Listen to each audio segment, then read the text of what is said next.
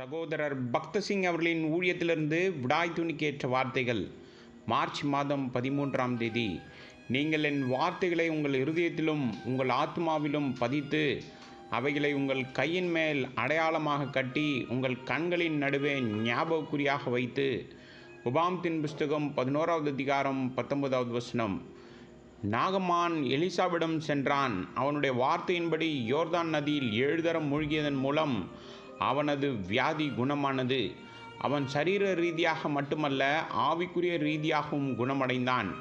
அன்று முதல் இஸ்ரவேலின் ஜீவனுள்ள தேவனை தவிர வேறு எவரையும் பணிந்து கொள்ள மறுத்துவிட்டான். தான் சிறு அடிமை பெண்ணின் மூலம் ஜீவனுள்ள தேவனை எப்படி அறிந்து கொண்டான் என்பதை நாகமான் தன் ராஜாவினிடத்திற்கும் அவனது தேசத்தின் மற்ற பெரிய மனிதர்களிடத்திற்கும் கூறியிருப்பான்.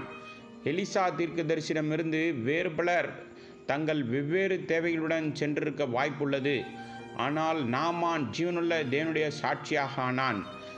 ஜீவனுள்ள தேவனையும் அவருடைய தீர்க்கதரிசியையும் பற்றி கற்பித்த சிறுமியின் பெற்றோர் உண்மைத்தன்மையால் இவைகள் அனைத்தும் நடந்தது. எனவே பெற்றோர்கள் தங்கள் பிள்ளைகள் மீது மிகப்பெரிய பொறுப்பை கொண்டிருப்பதை நாம் பார்க்கின்றோம். ஒவ்வொரு குழந்தையும் தேவனுடைய ஈவாக இருக்கிறார்கள். தேவ வார்த்தையை உண்மையாக கற்பிப்பது பெற்றோரின் மிகப்பெரிய பொறுப்பாகும். பல பெற்றோர்கள் தங்கள் பிள்ளைகளின் ஆவிக்குரிய வாழ்க்கையை பற்றி மிகவும் கவனக்குறைவாக இருக்கிறார்கள். இதன் விளைவாக அவர்களிடமிருந்து மகிழ்ச்சியையும் ஆசீர்வாதத்தையும் பெறுவதற்கு பதிலாக அவர்கள் சோகத்தையும் மனச்சோர்வையும் பெறுகிறார்கள். மேலும் இவர்கள் பல சோக கண்ணீரை சிந்த வேண்டியதாக இருக்கிறது. பிள்ளைகள் வழி தவறி சென்றால் பெரிய அளவில் அது பெற்றோரின் தவறாகும்.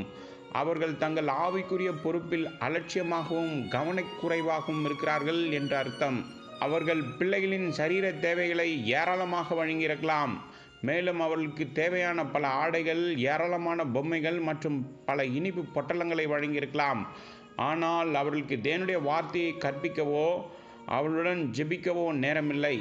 அவர்கள் மற்ற காரியங்களில் மிகவும் அலுவலாக இருந்து இப்போது தங்கள் அலட்சியத்திற்கு அதிக விலைகளை கொடுக்கிறார்கள். ஆதியாகமத்தின் புஸ்தகம் 18வது அதிகாரம் 19வது வசனத்தில் ஆபிரகாமை பற்றி தேவன் என்ன மாதிரியான சாட்சி கொடுக்க முடிந்தது என்று பாருங்கள்.